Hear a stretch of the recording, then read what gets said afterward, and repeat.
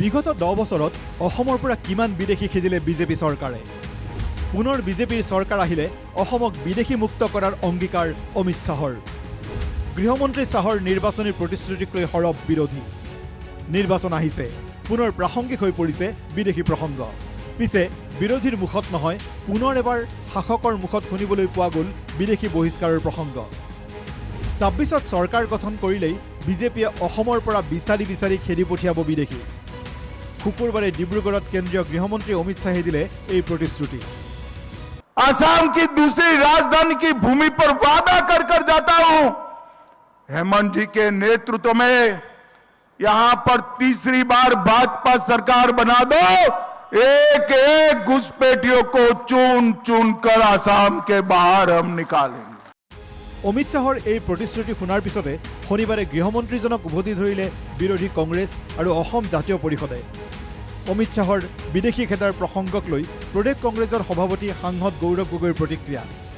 বিদেশী খেদিব নোৱাৰাটো বিজেপিৰ 10 বছৰীয়া বিফলতাৰ প্ৰমাণ হেতু তেওঁলোকৰ যোৱা 10 বছৰ বিফলতাৰ প্ৰমাণ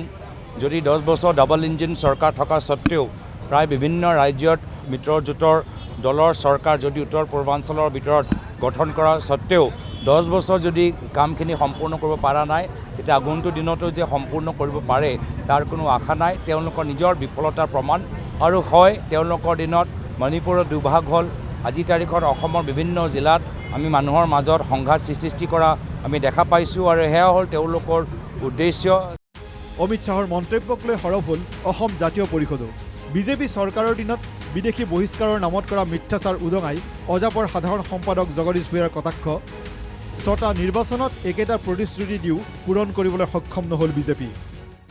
এই একেবোৰ কথাই তেখেতে 2014 চনত 2016 চনত 2019 চনত 2021 চনত 2024 চনৰ নিৰ্বাচনত আৰু এতিয়া 2026 চনৰ নিৰ্বাচনত এই 6 নম্বৰ নিৰ্বাচনতো এই নিৰ্বাচনটোতো একেখিনি কথাকেই তেখেতে ইয়াত আহি অসমত মঞ্চতাই ৰাইজক কৈ আছে